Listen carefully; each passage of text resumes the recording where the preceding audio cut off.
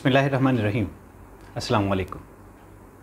नाज़रीन, मैं हूं मुदस्सिर मकबूली और मेरे साथ हैं इस इंटेलेक्चुअल सेशन में Dawar Ali Imam. Dear students and respected faculty members, आज हम एक ऐसी शख्सियत के साथ मौजूद हैं जिनके बहुत सारे तारुफ हो सकते हैं। उनका तारुफ बतौर वाइस चांसलर तो सभी जानते हैं, वो उनका तारुफ एक साइंसदान के तौर पर भी हो सकता है। वो सितारा इम्तियाज़ की हामिल शख्सियत भी हैं। उनके और भी बहुत सारे तारुफ हैं, लेकिन मेरा पसंदीदा तारुफ एक उस्ताद होना है। वो उस्ताद हैं, वो ज़िंदगी के उस्ताद हैं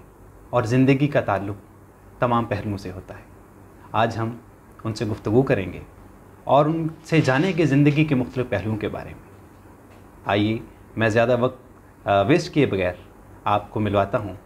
vice chancellor engineer professor doctor Athar Mahboob साहब से। अस्सलाम वालेकुम सर। वालेकुम सलाम सर, बहुत शुक्रिया। एक तो बतौर स्टूडेंट आप हमें पहले भी वक्त देते हैं और हमारी रहनुमाई करते हैं। एक बार फिर आपका बहुत शुक्रिया ये वक्त देने के लिए। जी सर, मेरा पहला क्वेश्चन जो है, जो आजकल हम देखते हैं सियासी मंजरनामे में, चाहे देख लें, हमारे सोशल नॉर्म्स में देख लें,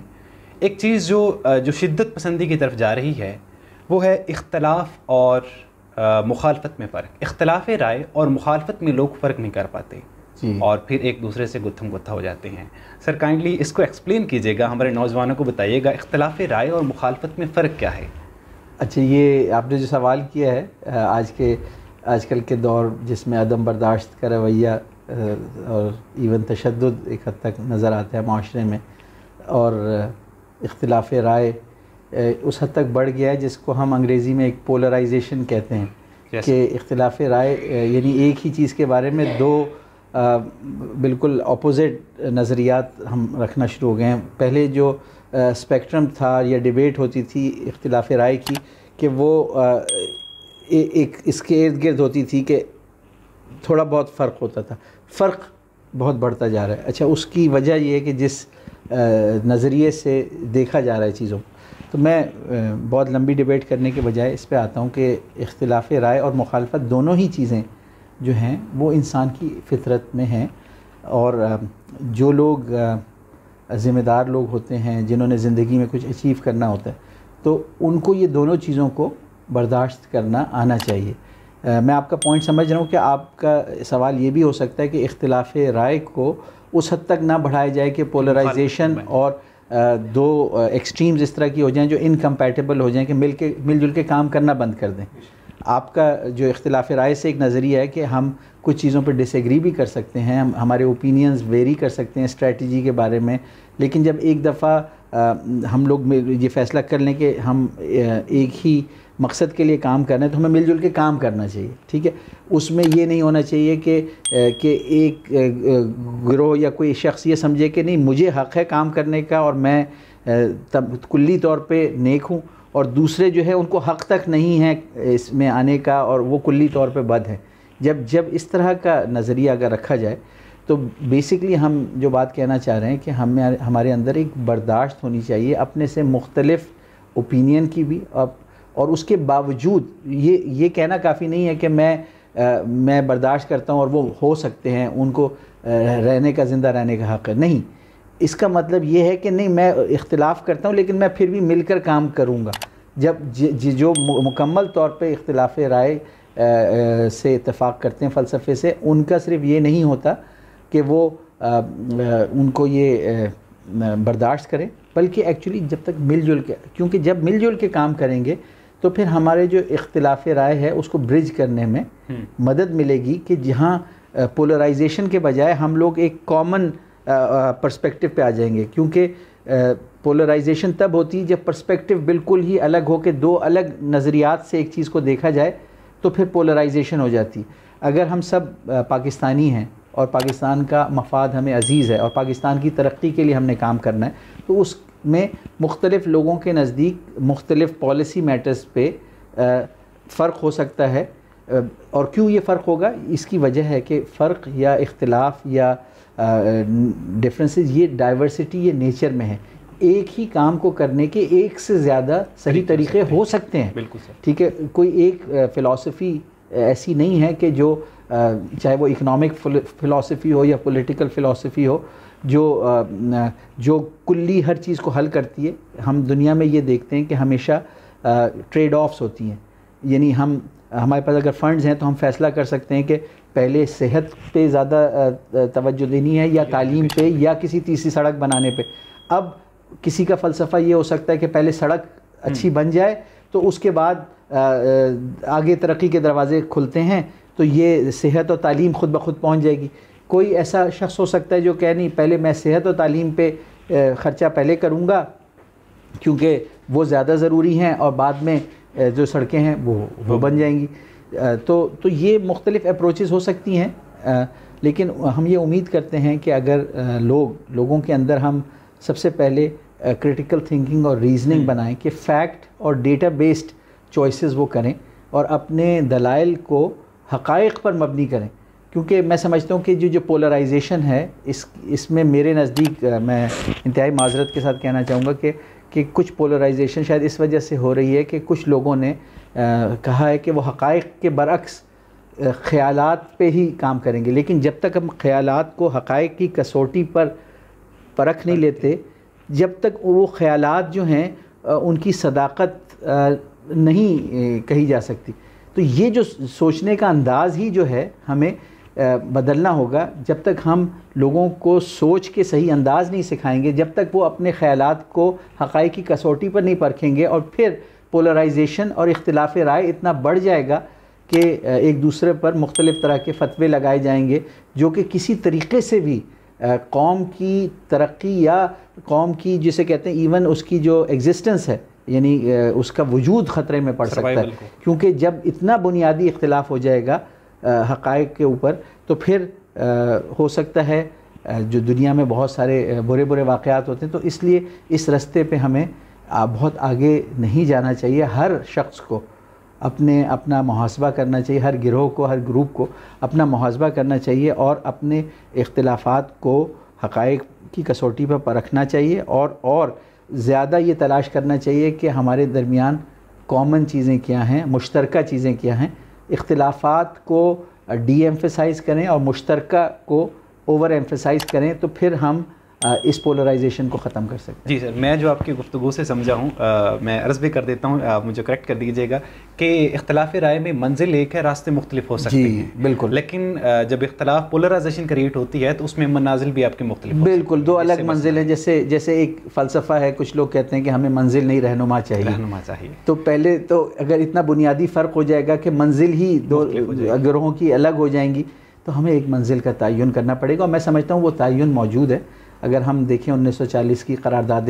लाहौर को और 1949 के जो करारदाद मकासद है, उसके अंदर उस मंजिल का तयन मौजूद है। और मुख्तलिफ और अदवार में भी हमारे कौम ने जब मुश्तरका आइन बनाया 1973 का, उसमें करारदाद मकासद इसीलिए शामिल की गई कि वो हमारे मंजिल और मकसद का एक मुश्तरका तयन था। बिल्कुल ठीक है सर। सर मेरा अगला क्वेश्चन भी इसी से रिलेटेड है कि हम इख्तलाफ करते हुए बाज़ औक़ात आज़ादी इज़हार राय के नाम पर कुछ ऐसी चीज़ें कर जाते हैं, कुछ ऐसे वर्ड्स बोल जाते हैं, ऐसे जुमले बोल जाते हैं जो ना सिर्फ अगले की डिग्निटी के ख़िलाफ़ होते हैं, उसको वो एक डिसरिस्पेक्ट कर रहे होते हैं,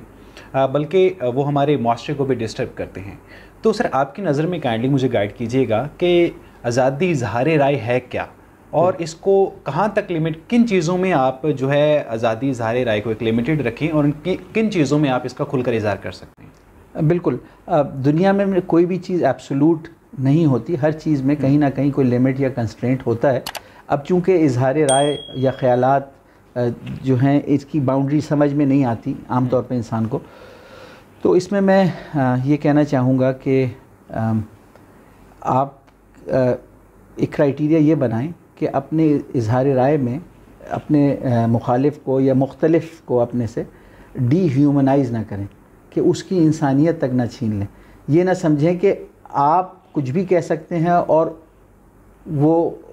कुछ नहीं कह सकता उसके मुकाबले में। तो मैं ये देख रहा हूँ कि कुछ हमारे मुल्क में ना, इसको अंग्रेज़ी में हम कहेंगे डीह्यूमनाइजेशन हो गई, कि हम अपने से इख्तिलाफ़ रखने वाले को इंसान तक समझना बंद कर देते हैं। तो जब ऐसा हम करना शुरू कर देते हैं तो फिर हम अपने लिए हर चीज़ को जायज़ समझ लेते हैं कि कुछ भी कहना। लेकिन अगर हम हर दूसरे फ़र्द को, हर दूसरे इंसान को अपने जैसा इंसान समझें, यानी हम उसके शूज़ में जाएं, तो बहुत हद तक ना वो लिमिट्स हमें ख़ुद पता चल जाएंगे कि जो चीज़ हम अपने लिए नहीं पसंद करते तो हम नहीं चाहेंगे कि उसके साथ भी वैसा हो। तो मैं ये कहूँगा कि ये क्राइटेरिया अगर हमारा हर फर्द और हर शख्स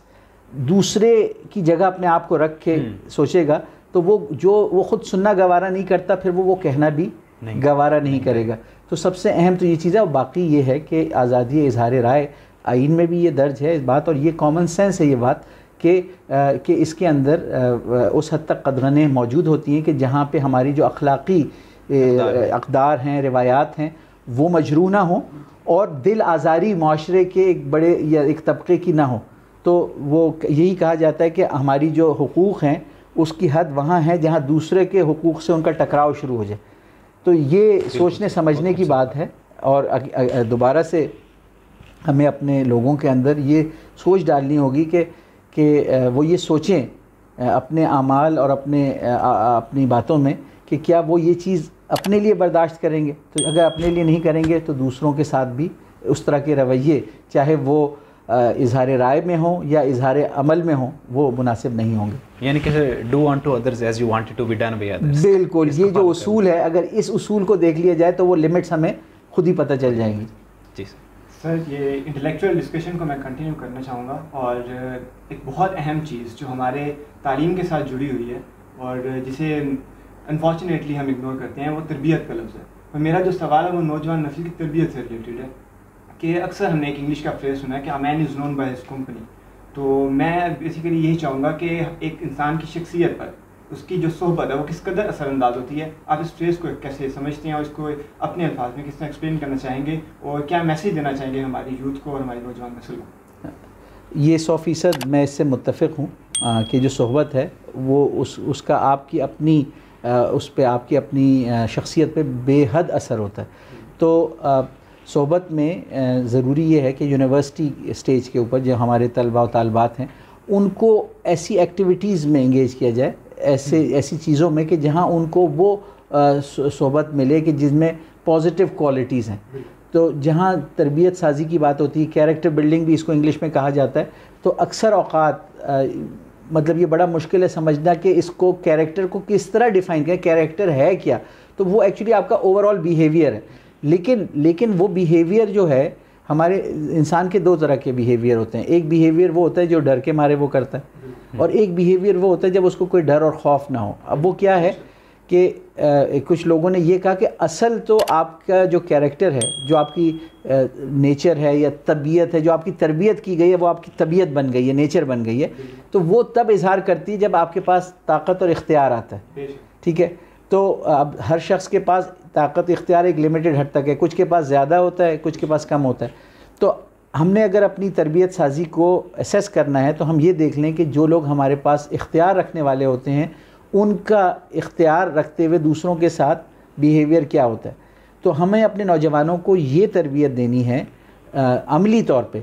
उनकी किरदार साजी इस तरह करनी है कि वो ताकत रखते हुए भी किसी दूसरे के साथ कोई गलत चीज़ ना करें।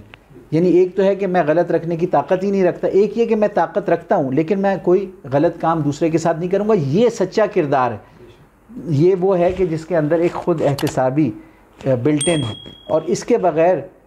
अगर आपके पास वो ख़ुद एहतिसाबी नहीं है तो दुनिया के अंदर कोई निज़ाम नहीं है जो आपके माशरे के अंदर अफराद को अच्छे रवैयों पे मजबूर कर सकता है। इंसान फिर शुतरे बेमुहार ही की तरह होता है अगर उसका अपना जो कंट्रोल मेकनिज़म है वो इफ़ेक्टिव ना हो। तो जो हमें किरदार साजी नौजवानों की करनी है, तरबियत साजी करनी है, सारे एक्टिविटीज़ इंगेज करनी है कि उनके अंदर सेल्फ़ कंट्रोल आए, वो अपने ख़ुद एहतिसाबी में माहिर हों।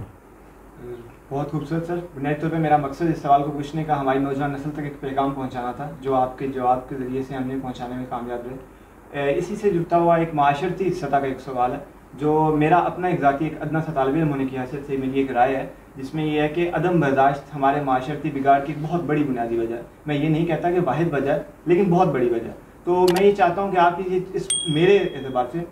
जो मुझे लगता है कि माशरती अदम बर्दाश्त जो हमारे अंदर है, ये किस कदर अहमियत की हामिल है, हमारे माशरती बिगाड़ के लिए किस कदर ज़िम्मेदार है, इस पर आप ज़रा रोशनी डालें और हमारे ऑडियंस के लिए और हमारे सुनने वालों के लिए इस पर ज़रा आप अपने इंटेलेक्चुअल पॉइंट ऑफ व्यू से ज़रा रोशनी डालिएगा कि आप क्या कहते हैं। बिल्कुल, इसमें मुख्तसरन मैं आपसे एक तो इत्तफ़ाक़ करूँगा कि अदम बर्दाश्त जो है वो एक बुनियादी वजह है माशरे में तशद्दुद की, और अदम बर्दाश्त बढ़ती तब है जब ऐसे नज़रियात परवान चढ़ते हैं कि कोई एक ही नज़रिया या हल वाहिद हल है और उसके अलावा कोई और हल नहीं है, कोई एक ही शख्सियत है या एक ही देखें नज़रिए जो हमारे इस्लाम है उसमें भी मैं बताना चाहता हूँ कि अदम तशद्दुद इस तरह है कि जब नबी पाक सल्लल्लाहु अलैहि वसल्लम को अल्लाह ताला ने भेजा कि आप तबलीग करें, आप लोगों को बताएं, झूठे खुदाओं का और सच्चे खुदा का फ़र्क बताएं, और कुरान पाक में बहुत अहसन तरीक़े से जगह जगह बताया। लेकिन नबी पाक सल्लल्लाहु अलैहि वसल्लम को भी अल्लाह ताला ने हिदायत की कि आप इनके झूठे खुदाओं को भी कभी बुरा ना कहिएगा, क्योंकि जब इससे उनकी दिल आज़ारी होगी तो जवाबन वो आपके सच्चे खुदा को बुरा कहेंगे और आपको बुरा लगेगा। तो ये भी है, और दूसरा ये भी है कि अल्लाह ताला ने कहा कि आप जब भी किसी से बहस करें, बात करें या उसको बताना चाहें तो बहुत अहसन दलाइल के ज़रिए बताएं। और तीसरी बात जो बताई गई कि सब लोग जो हैं वो एक ही नज़रिए पे मुत्तफ़िक़ नहीं होंगे। ये जो इख्तिलाफ़ है इंसान के ख़यालात और नज़रियात में, मज़ाहिब में, हर चीज़ में, ये अल्लाह ताला ने के फ़ैसलों में से एक फ़ैसला है, और इसको ना मानना, यानी अगर हम इस डाइवर्सिटी ऑफ ओपिनियंस को, डाइवर्सिटी ऑफ फेथ्स को नहीं मानेंगे तो जो अल्लाह ताला ने बार बार कितनी दफ़ा कुरान पाक में अल्लाह ताला ने कहा नबी अकरम सल्लल्लाहु अलैहि वसल्लम से कि तुम कितना भी चाहो, ज़्यादातर लोग लेट से कि ईमान नहीं लाएंगे या मुसलमान नहीं होंगे या तुम्हारी बात से मुत्तफ़िक़ नहीं होंगे। तो और नबी अकरम सल्लल्लाहु अलैहि वसल्लम ने भी अपनी ज़िंदगी में कोई, जैसे इस्लाम में जैसे कोई जबर नहीं है। तो मैं बताना यही चाहता हूँ कि ये चीज़ जो ईमान और एतक़ाद से हट के जब दूसरे अमली शोबों में भी आती है, पॉलिसी मैटर्स में आती है, चाहे वो इकनॉमिक इश्यूज़ हों, चाहे सोशल इश्यूज़ हों, तो हमें ये समझना चाहिए कि कोई एक नज़रिए या फ़लसफ़े पे सब लोग मुत्तफ़िक़ नहीं होंगे, लेकिन जहाँ हमने काम करना होता है तो वहाँ पे एक कंसेंसस, इसको इंग्लिश में कहा जाता है, एक ब्रॉड बेस्ड, एक उमूमी इत्तफ़ाक़ राय होता है, और उस उमूमी इत्तफ़ाक़ राय के उसमें रहते हुए सब लोग मिलजुल कर काम करते हैं। तो मैं अपने नौजवान नस्ल से ये कहूँगा कि आपको अल्लाह ताला ने सलाहियतें दी हैं, एनर्जी दी है, आपके अंदर सीखने की सलाहियत है, आपके अंदर काम करने की सलाहियत है, लेकिन चूँकि अमली तजर्बा ज़िंदगी का कम होता है तो कभी कभार एक्शन और रिएक्शन या एक्शन के नताइज जो लॉन्ग टर्म होते हैं वो आपके इल्म में नहीं होते, क्योंकि आपका मुशाहिदा इतने सालों पे मोहित नहीं होता। तो ऐसे में कभी कभार जोश और जज्बा नताइज से एक तरह से आपको बेहिस कर देता है, या नताइज से आप ला ताल्लुक़ होकर अमल करते हैं, तो वो अमल जो है फिर नताइज तो कुदरत के अंदर हैं, every action has an equal and opposite reaction. तो ऐसे उसमें अपने जो जोश है उसको एक होश की लगाम देनी पड़ती है, और दूसरों के सीनियर लोगों के तजर्बे से इस्तिफ़ादा हासिल करना होता है। और उसमें ज़रूरत इस बात की है कि जो हमारे सीनियर लोग हों, जो ज़्यादा तजर्बेकार हों, वो नौजवान नस्ल के साथ इंगेज हों और उनको उनकी तरबियत साजी, किरदार साजी, उनको एक्टिविटीज़ में इंगेज करें, उनको डेवलप करें, उनको इंटेलेक्चुअली उनकी कैपेबिलिटीज़, उनकी कैपेसिटी, और उनको एम्पावर भी करें, लेकिन साथ साथ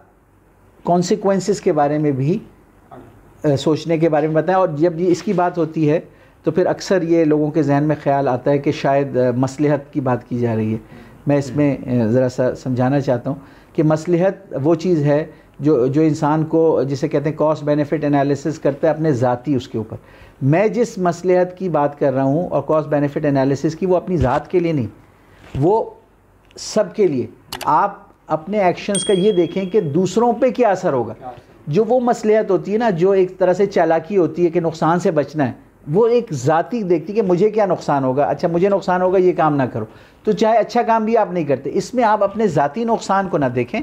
लेकिन आप ये देखें कि आपके अमल से दूसरों को अगर नुकसान पहुंचता है तो वो अमल ठीक अमल नहीं होगा। तो ये जो है इसमें उस मसलहत से एक फ़र्क है। वो जो मसलहत जो एक बदनाम मसलहत है ना कि बेखतर कूद पड़ा आतिश नमरूद में इश्क, अक़ल है महवे तमाशाए लबे बाम अभी, के अक़ल जो है वो कॉस्ट बेनिफिट प्रॉफिट लॉस नुकसान नफ़े का देती है कि आग में जाओगे तो जल जाओगे, लेकिन वो है कि आप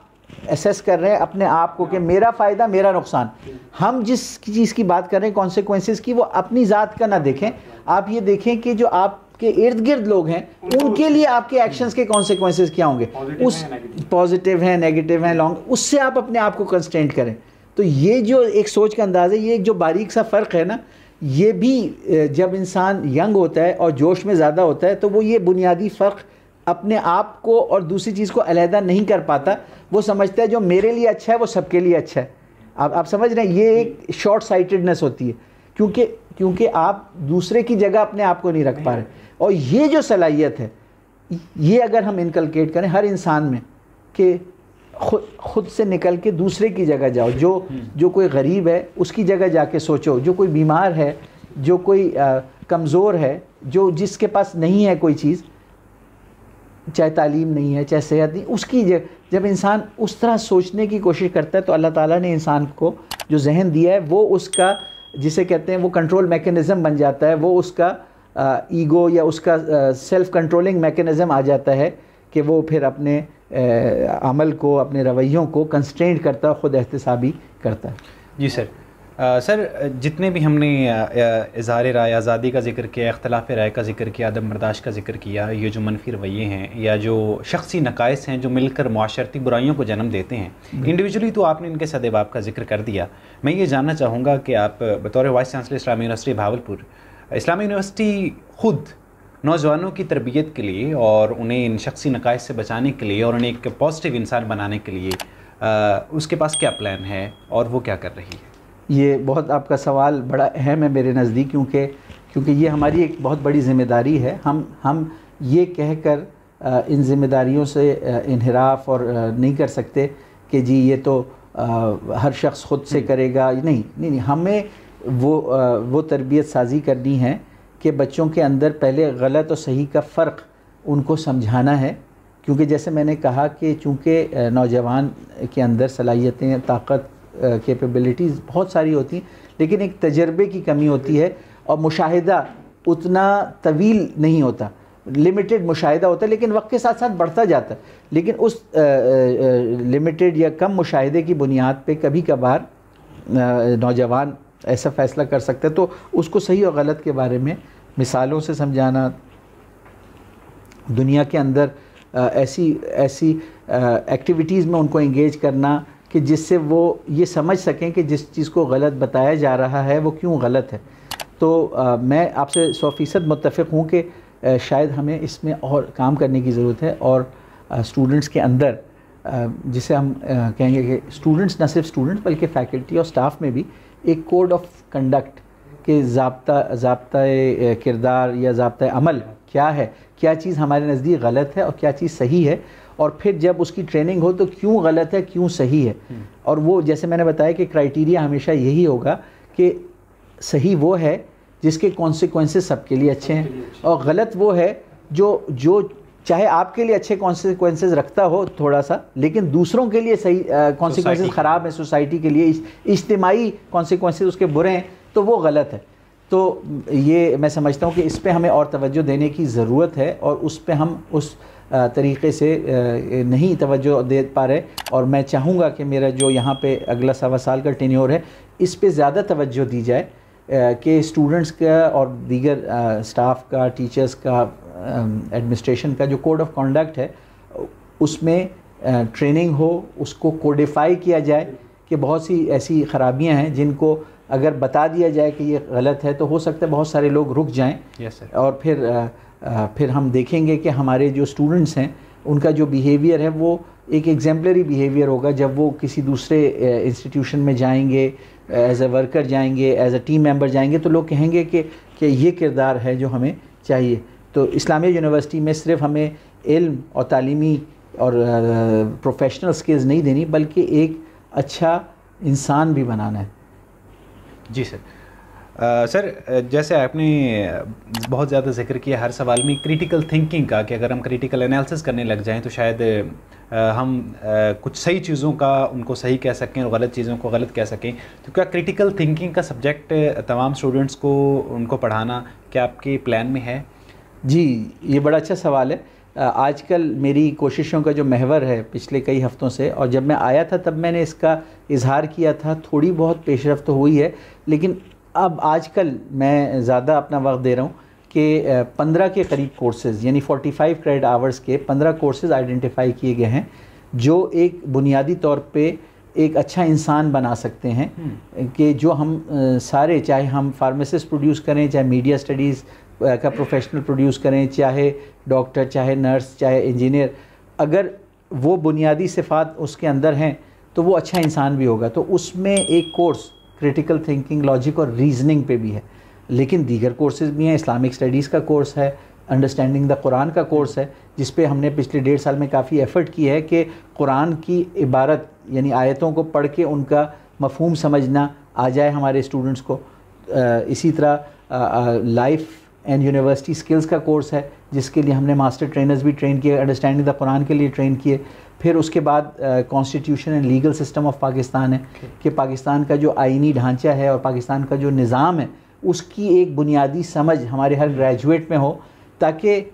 ये जो निज़ाम और ढांचा है ये हमारे न सिर्फ इन 75 सालों की एफ़र्ट है, बल्कि इसमें वो एफ़र्ट है जो सन 1900 के बाद 1905 में मुस्लिम लीग का क़याम अमल में आया था। तो जो मुसलमानों की तमाम तर सियासी डेवलपमेंट है उसका ये मज़हर है हमारा आइनी ढांचा, और ये एक एवोल्यूशनरी उसमें चेंज होता रहता है, उसको हमने ही बदलना है, बेहतरी की तरफ अगर लेके जाना है। लेकिन जो है उसको पहले समझना, एक चीज़ को अगर आपने बेहतर करना है तो पहले उसको समझेंगे तो बेहतर कर सकते हैं, और अगर वो समझ ही ना हो तो फिर बहुत आसानी से आपको गुमराह किया जा सकता है कि आपको अगर ये कहा जाए कि पाकिस्तान में कोई कंसेंसस ही नहीं है किसी चीज़ पे, लेकिन अगर ये बताया जाए नहीं कि कुछ चीज़ों पे हमारे बुज़ुर्गों ने कंसेंसस किया था, कि वो तारीख़ी क्या धारे थे, वो तारीख़ी क्या वजूहात थी जिस पे एक इत्तेफाक़ राय हो चुका है कि अब उसमें मज़ीद बहस नहीं करने, अब आगे बढ़ने की ज़रूरत है, अगले मसाइल को हल करना है। जो बुनियादी मसाइल थे वो हल हो गए। तो मैं कहना ही चाह रहा हूँ कि वो जो 15 कोर्सेज़ हैं उसमें कम्युनिकेशन स्किल्स हैं, उसमें information and communication technology skills हैं, उसमें क्वांटिटेटिव रीजनिंग भी है जैसे मैथ का कोर्स है, साइंटिफिक एक कोर्स है, फिर एक कोर्स है जिसमें 3 टॉपिक्स पढ़ाए जाएंगे कि वर्ल्ड हिस्ट्री, सोशियोलॉजी और पॉलिटिकल साइंस का इंट्रोडक्शन मिला के कराया जाएगा, सिविलाइजेशन, सोसाइटी एंड स्टेट,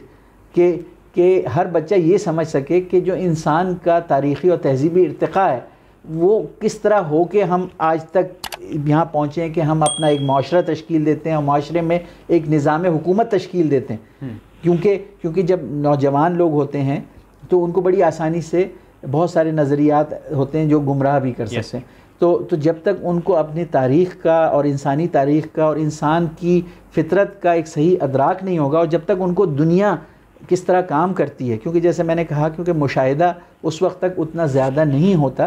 तो फिर बहुत सारी चीज़ें मालूमात की सूरत में देनी पड़ती हैं। हाँ, ये ज़रूर है कि जब कोई भी इंसान हो उसका मुशाहिदा बढ़ता जाता है तो फिर वो ऐसी मालूमात भी ले आता है जो उसको नहीं बताई गई। ठीक है, मुशाहिदे से मालूमात आती हैं, लेकिन अभी जो स्टेज होता है फॉर्मेटिव स्टेज यूनिवर्सिटी स्टूडेंट का, कि वहाँ मुशाहिदे की, तवील मुशाहिदे की गैर मौजूदगी में मालूमात के ज़रिए अपना नॉलेज बेस बिल्ड किया जाता है, और फिर जिसे कहते हैं कुछ ट्रेनिंग, कुछ एक्टिविटीज़ के ज़रिए उन मालूमात को परखा भी जाता है। ये नहीं कि हर मालूमात जो दी जाए किसी स्टूडेंट को वो मिन्नोआन उसको एक्सेप्ट कर ले ब्लाइंडली, नहीं, उसको उसकी अपनी इंसान को अल्लाह ताला ने अक्ल और शऊर दिया है, उसको वो एनालिसिस करता है, वो किसी ना किसी कसौटी पे परखता ही है। लेकिन कभी कभार वो कसौटी जो है या वो एक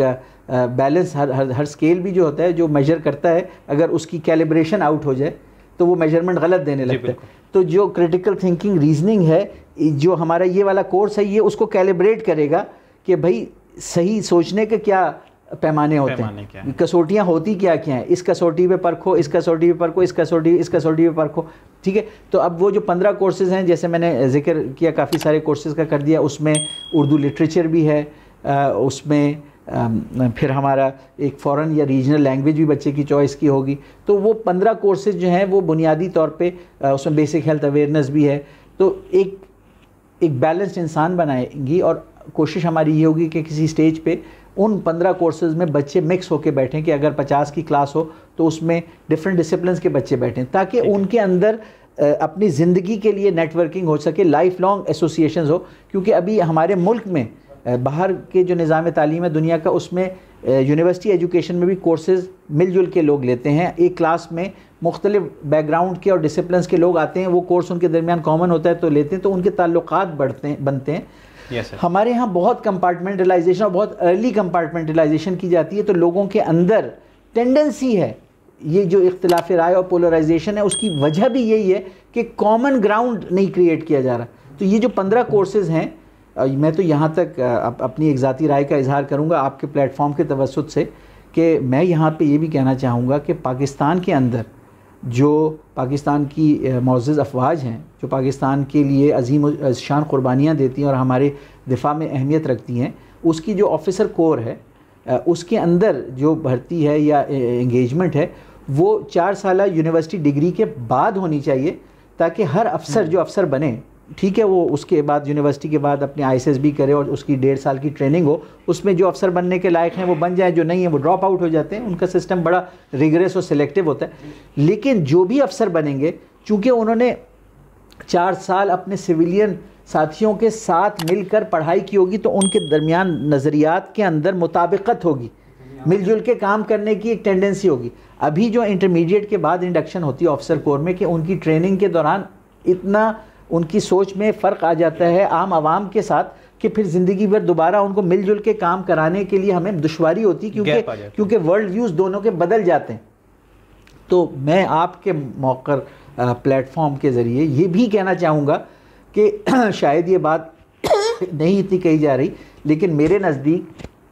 लॉन्ग टर्म में पाकिस्तान में सिविल मिलिट्री पार्टनरशिप की बहुत शदीद ज़रूरत है, कि सिविल और मिलिट्री, जो हमारी मिलिट्री है वो दुनिया की बेहतरीन मिलिट्रीज़ में मानी जाती है, और हमारे सिविल के भी जो लोग हैं वो इक्वली कैपेबल हैं। मतलब जैसे मैंने कहा कि जो यूनिवर्सिटी के ग्रेजुएट्स, अगर हम इसका एक हसीन इम्तिजाज कर लें कि हमारी जो मिलिट्री में इंडक्शन है वो यूनिवर्सिटी की ऐसी डिग्रीज़ के बाद हो जिसमें वो शख्स जो अफवाज में जा रहे हैं, हमारे मर्द और हमारी औरतें, लेकिन वो सिविलियंस के साथ 4 साल तमाम एक्टिविटी स्टूडेंट लाइफ की मिलजुल के इंगेज रहे हों अपने शऊर वाली उम्र में, तो फिर जब वो अफसर बनेंगे तो उनके अंदर सिविलियंस के साथ अंडरस्टैंडिंग और काम करने की सलाहियत बहुत अच्छी होगी, और हम वो पाकिस्तान के जो अजीम मकासद हैं उनको हम जल्द हासिल कर सकेंगे। क्योंकि हर एक शख्स ये जानता है कि हमारे मुल्क में सिविल मिलिट्री पार्टनरशिप और रिलेशंस ये एक चैलेंज ही रहे हैं।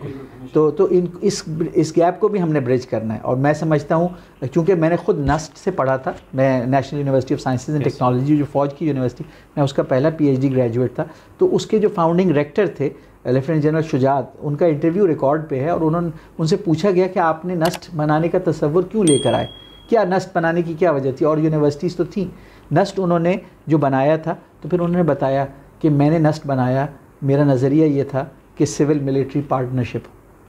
कि सिविलियंस और मिलिट्री के लोग मिल के काम करें। तो चूँकि मैं ख़ुद एक ऐसे इदारे और बैकग्राउंड से आया हूँ, तो मैं उस चीज़ को समझता हूँ, और मैं ये चाहूँगा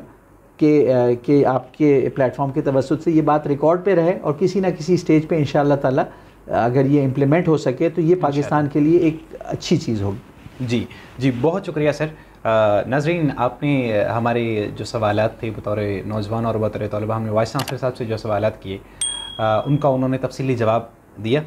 और आखिर में उन्होंने जो 2 बातें की कि एक सारे स्टूडेंट्स को जो 15 एक पैक कोर्स है वो पढ़ाने लगे हैं, जो मुआविन साबित होगा उनको प्रैक्टिकल लाइफ में एक अच्छा इंसान बनाने के लिए, जो माशरे की तरक्की में अपना किरदार अदा कर सके। और एक जो करंट पोलराइजेशन है इस मुल्क में, जो मौजूदा सूरत हाल, इंतशार की सूरत हाल है, उसमें जो उन्होंने एक बेहतरीन सोल्यूशन पेश किया कि मिलिट्री और सिविल पार्टनरशिप होनी चाहिए, जो कम्युनिकेशन गैप को और प्रैक्टिकल गैप को ख़त्म कर सकती है। ये भी हमारे माशरे के लिए और इस मुल्क की तरक्की और खुशहाली के लिए मददगार और मुआविन साबित होगा। एक बार फिर हम शुक्रिया अदा करते हैं और वाइस चांसलर साहब का बहुत शुक्रिया सर टाइम देने के लिए। मिलते हैं अगले सेगमेंट में।